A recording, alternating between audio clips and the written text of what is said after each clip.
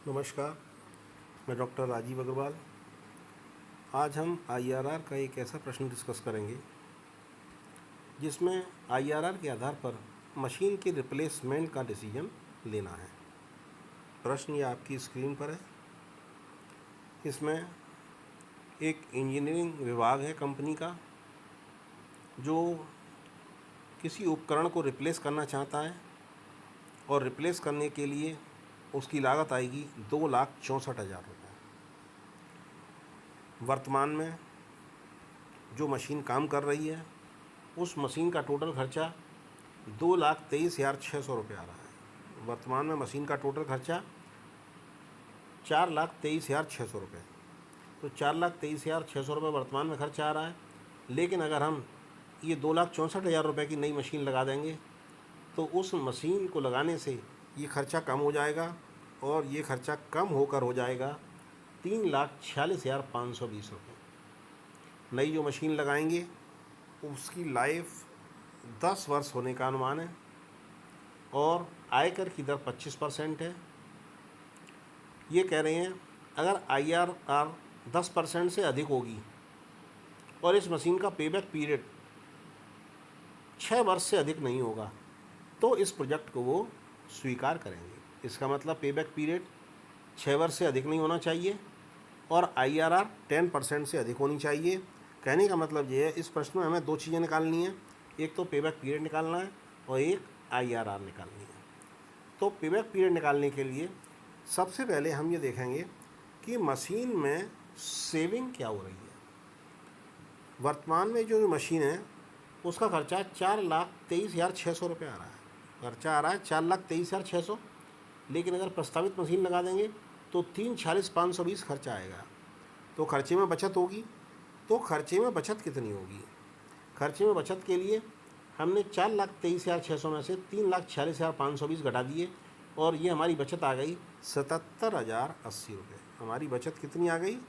77,080 रुपये। लेकिन जब नई मशीन में हम इन्वेस्टमेंट करेंगे तो इन्वेस्टमेंट करने पर उसका डेप्रिसिएशन भी होगा। हम 2,64,000 रुपये इन्वेस्ट कर रहे हैं।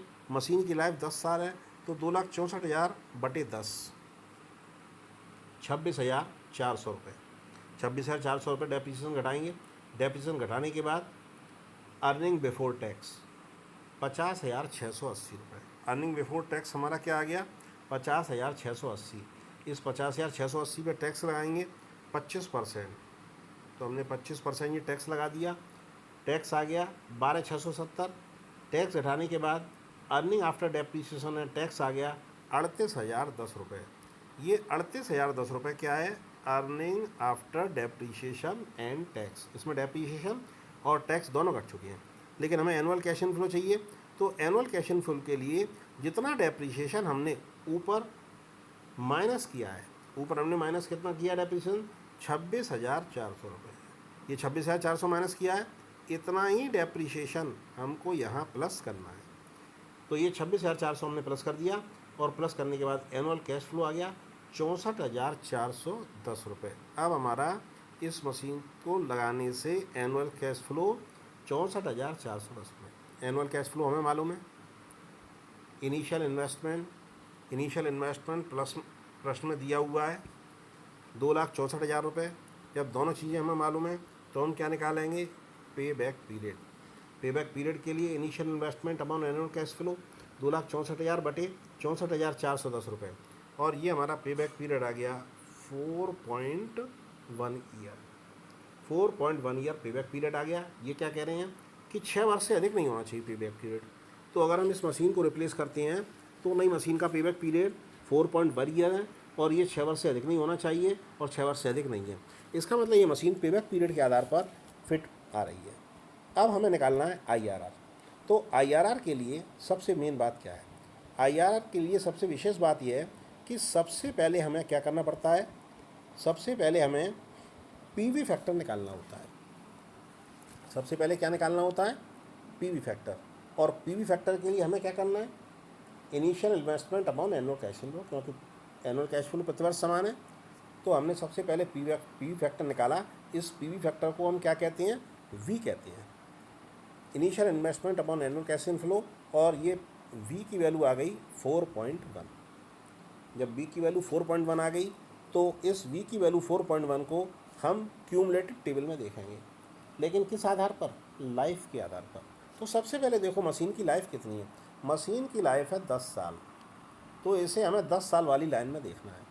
10 साल वाली लाइन में तेरा देखिए 4.1 कहाँ आ रहा है? 10 साल वाली लाइन में 4.1 कहीं नहीं दिख रहा, लेकिन हमें ये मालूम है कि इसके बीच में आ रहा है। 4.1 इन दो संख्याओं के बीच में आ रहा है। जब इन दो संख्याओं के बीच में 4.1 आ रहा है तो इससे जो पहले वाली संख्या होगी उसको हम क्या कहते हैं? उसको कहते हैं V1। इसकी जो बाद वाली संख्या होती है उसको क्या कहते हैं? उसको कहते हैं V2। अब परसेंटेज, जो कम वाली परसेंटेज होती है उसको क्या कहते हैं? R1। और जो ज़्यादा वाली परसेंटेज होती है उसको क्या कहते हैं? R2। तो R1, R2, V1, V2 ये वैल्यू हमें पता लग गई, और V की वैल्यू हमको मालूम है। V की वैल्यू निकाली थी हमने क्या? 4.1। हमको V की वैल्यू मालूम है, R1, R2 की वैल्यू मालूम है, V की वैल्यू 4.1, R1 की वैल्यू 20%, R2 की वैल्यू 22%, और V1 की वैल्यू 4.192, V2 की वैल्यू 3.923, और V2 की वैल्यू 3.923, और V की वैल्यू 4.1। पाँचों वैल्यू जब हमें पता लग गई, तो जब पाँचों वैल्यू पता लग गई तो ये पाँचों वैल्यू हमने यहाँ पर ये नोट कर ली। और नोट करने के बाद अगला स्टेप हमें फॉर्मूला लगाना है। अब हमने फॉर्मूला लगाया, R1 plus V1 minus V upon V1 minus V2 with in bracket R2 minus R1, value put कर दी। और वैल्यू पुट करने के बाद हमने IRR को कैलकुलेट किया, और ये IRR आपका निकल के कितना आ रहा है? 20.68%। IRR 20.68%। प्रश्न में ये क्या कह रहे हैं? IRR 10% से अधिक हो। जब IRR 10% से अधिक है तो यहाँ IRR 10% अधिक आ रहा है, 20.68% आ रहा है। Payback period less than 6 year हो तो payback period less than 6 year है, 4.1 ईयर है। तो ये जो नई मशीन है वो इनके जितनी भी रिक्वायरमेंट है वो पूरी कर रही है। इसका मतलब ये प्रपोजल हमें नई मशीन का एक्सेप्ट कर लेना चाहिए, क्योंकि नई मशीन सारी रिक्वायरमेंट पूरी कर रही है। That's all.